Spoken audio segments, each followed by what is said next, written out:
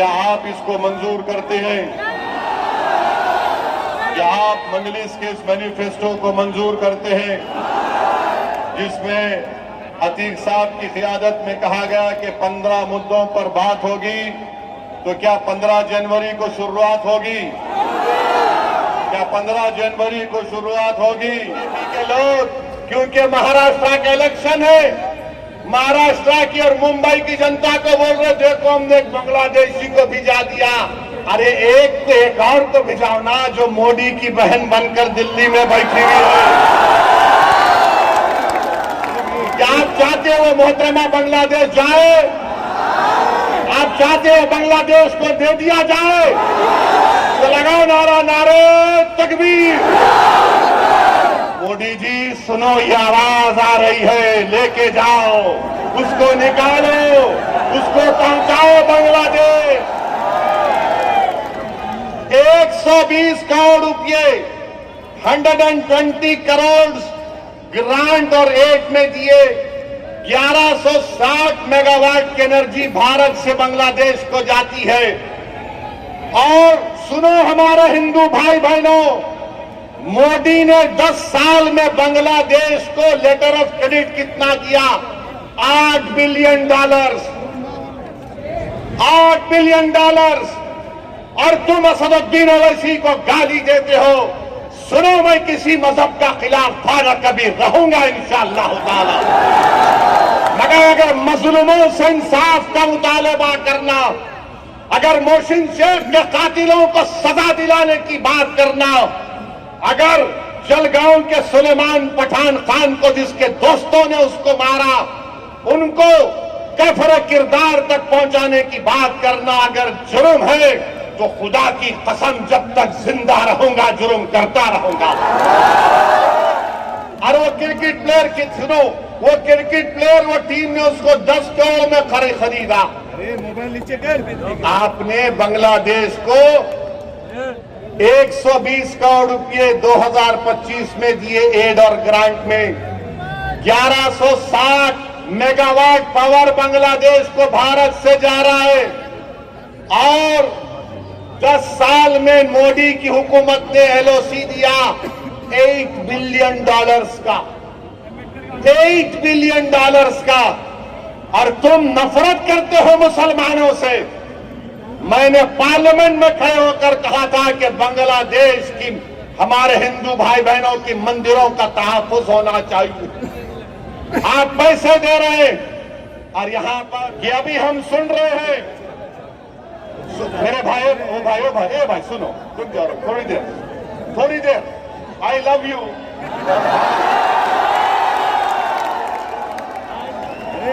अभी हम सुन रहे हैं कि एक क्रिकेट टीम में एक बांग्लादेशी था, उसको हटा दिया गया। बराबर ये बांग्लादेश में हिंदुओं पर जुल्म हो रहा, मैंने भी उसकी मजम्मत की। मगर ये तो बताओ मोदी जी, अगर बांग्लादेश में किसी की मॉब लिंचिंग होती है तो आपको गुस्सा आता है, मगर महाराष्ट्र के जलगांव में जिस बच्चे को मारा गया था उसके ऊपर आपको गुस्सा क्यों नहीं आता मोदी जी, फडणवीस जी? सबसे पहली मॉब लिंचिंग 2014 में मोदी की हुकूमत बनने के बाद पूना में मोहसिन शेख की हुई थी और जलगांव में सुलेमान पठान को उसी के दोस्तों ने मार मार कर उसको शहीद कर दिया। अगर बांग्लादेश में कोई हिंदू मरता है हम कंडेम करते हैं, मारने वालों को जालिम कहते हैं। मारने वाले जिन्होंने जलगांव में सुलेमान पठान को कहा वो भी जालिम है, उनका भी कंडेमनेशन होना चाहिए। बांग्लादेश हो या भारत हो, इंसान की जिंदगी इंसान होती है, हिंदू की भी जिंदगी होती है, मुसलमान की भी जिंदगी हो सकती है। और हम पूरे बीजेपी वाले आज टीवी पर बाजा बजा रहे, हमने एक प्लेयर को वापस कर दिया। अरे सुनो, तुम क्या सबको बेवकूफ बनाना चाहते हो? सुनो, एक क्रिकेट प्लेयर को निकाल दिया, पूरे बीजेपी वाले बोल रहे ये हमारे इत्तेहाद की कामयाबी हुई है। अब सुनो भारत की जनता, खासतौर से भारत और महाराष्ट्र के हमारे हिंदू भाई बहनों से कह रहा हूं, तुम एक क्रिकेट प्लेयर के कैंसलेशन पर तुम मिठाई बांट रहे हो, तो नरेंद्र मोदी से पूछो, इस साल मोदी ने बांग्लादेश को 120 करोड़ रुपए दिए नहीं दिए? बताओ मेरे को।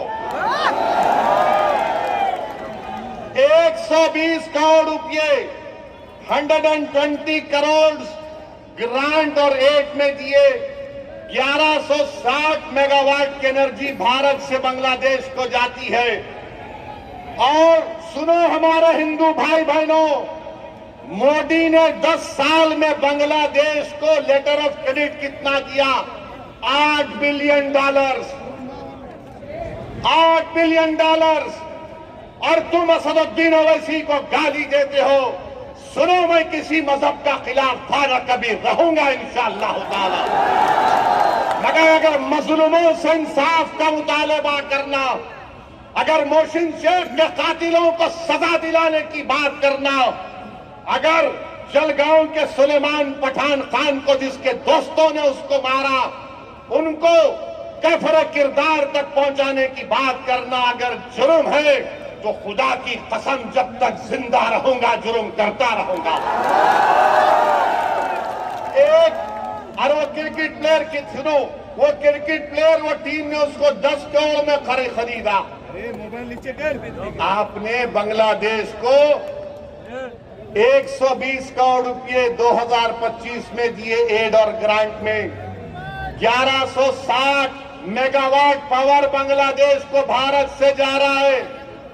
और 10 साल में मोदी की हुकूमत ने एलओसी दिया $8 बिलियन का। $8 बिलियन का। और तुम नफरत करते हो मुसलमानों से। मैंने पार्लियामेंट में खड़े होकर कहा था कि बांग्लादेश की हमारे हिंदू भाई बहनों की मंदिरों का तहफ्फुज होना चाहिए। आप पैसे दे रहे हैं, और यहां पर बीजेपी के लोग, क्योंकि महाराष्ट्र का इलेक्शन है, महाराष्ट्र की और मुंबई की जनता को बोल रहे देखो हमने एक बांग्लादेशी को भिजा दिया। अरे एक और को भिजाओ ना, जो मोदी की बहन बनकर दिल्ली में बैठी हुई है। क्या आप चाहते हो वो मोहतरमा बांग्लादेश जाए? आप चाहते हो बांग्लादेश को दे दिया जाए? तो लगाओ नारा, नारे तकबीर। मोदी जी सुनो, ये आवाज आ रही है, लेके जाओ उसको, निकालो उसको, पहुंचाओ बांग्लादेश। और मुझे यकीन है कि इंशाअल्लाह ताला जो इतनी बड़ी तादाद में आपने वोट दिया है, वो मुस्तकबिल में हरगिज रायगा नहीं जाएगा। और मुझे यकीन है कि आइंदा विधानसभा के चुनाव में यहाँ की आवाम, मानपुर शिवाजी नगर की आवाम मजलिस इत्तेहादुल मुस्लिमीन के एमएलए को मुंतखब करके रहेगी। ए भाई, ए भाई, ए भाई, ए भाई, ए भाई, ये किसी को मत बोलो, छोड़ दो ना, छोड़ दो। अब आप आराम से बैठना, आराम से बैठिए। हम आपसे मोहब्बत है, आपसे भरोसा करके आपको यहाँ तक बुलाए। अब आप हमारी बात सुन भी लीजिए। ये भाई सुन जाओ, ये बच्चों को ऊपर लो, ये बच्चों को ऊपर लो, छोटे बच्चों को ऊपर लो। हाँ, अभी आप सुनिए हमारी बात। देखो, ना उद्धव ठाकरे, ना देवेंद्र फडणवीस, ना अजीत पवार, ना शिंदे, ना किसी कांग्रेस के नेता को इतना करीब आने देते आपको। हमारा आपका दिल का कनेक्शन है। और अखिलेश यादव भी आए तो इतना करीब आने नहीं देते। तो अभी हमारी बात सुनिए आप। ये छोटे बच्चों को ऊपर लो, छोटे बच्चों को।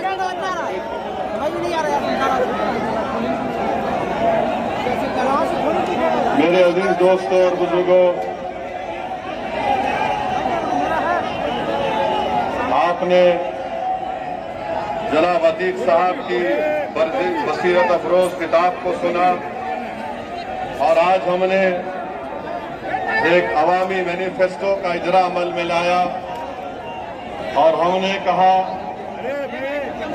कि 15 मुद्दों पर बात होगी। 15 जनवरी को शुरुआत होगी इंशाअल्लाह ताला। और 15 मुद्दे क्या है? साफ सुथरा गोवंडी, सफाई और साफ पीने का पानी, सड़कें, फुटपाथ को साफ रखना, अवामी सेहत और हेल्थ के मराकज को कायम करना, हंगामी और हिफाजती एम्बुलेंस की सर्विस, इमरजेंसी की सर्विस, टीका की लगाने की जिम्मेदारी, छठा सरसब्ज और साफ और आलूगी से पाक माहौल, 7वां बीएमसी स्कूलों में मियारी तालीम, 8वीं तलबा और नौजवानों के लिए ताउन, 9वां हुनरमंदी के तरक्की और रोजगार के मौके, 10वां मुंशियात से पाक यानी ड्रग्स से पाक गोवंडी, 11 रिहायशी और झुग्गी बस्तियों का तहफ़्फ़ुज़, 12 मालूमात, रहनुमाई और सेहत बेदारी मरकज, 13 ख़वातीन की हिफाजत, 14 समाज कल्याण केंद्र, SKK और अवामी फलाही मराकिज के गैर जरूरी चार्जेस पर कंट्रोल, 15 ईमानदारी, तरस पर हुक्मरानी और अवामी शिरकत। क्या आप इसको मंजूर करते हैं? क्या आप मजलिस के इस मैनिफेस्टो को मंजूर करते हैं जिसमें अतीक साहब की क़ियादत में कहा गया कि 15 मुद्दों पर बात होगी? तो क्या 15 जनवरी को शुरुआत होगी? क्या 15 जनवरी को शुरुआत होगी? मेरे अजीज दोस्तों और बुजुर्गों, मैं आपको ये बताने के लिए भी आया हूं कि देवनार में जो डंपिंग ग्राउंड है, क्या उसको खत्म करना चाहिए? नहीं खत्म करना चाहिए। देवनार में जो डंपिंग ग्राउंड है वो खत्म होना चाहिए, नहीं होना चाहिए। जितने लोग खत्म होना चाहते हैं मेरे साथ नारा लगाइए, नारे तकबीर। अब आप जनाब सुनिए, समाजवादी पार्टी के लोगों से आपको पूछना पड़ेगा कि 20 साल में आपने देवनार के डंपिंग ग्राउंड को खत्म क्यों नहीं किया? और इस डंपिंग ग्राउंड की वजह से यहाँ की जनता और आवाम में उनके फेफड़े खराब हो रहे हैं, बच्चों की जिंदगियां मुतासिर हो रही है, बुजुर्गों का जीना महाल हो चुका है। क्या आप चाहते कि SMS एनवोकेनास बायोमेडिकल का वेस्ट पोल्यूशन का यहाँ पर डंपिंग खत्म हो? जानवरों को जलाकर, इंसानी जिस्म को जलाकर लाकर यहाँ पर फेंका जा रहा है इस इलाके में। आप देख चुके हैं कि इतने बरसों से आपने समाजवादी पार्टी को कामयाब किया, उनके कॉरपोरेटर्स को, अराकीन बल्दिया को कामयाब किया, उन्होंने इस मसले का हल तलाश नहीं किया।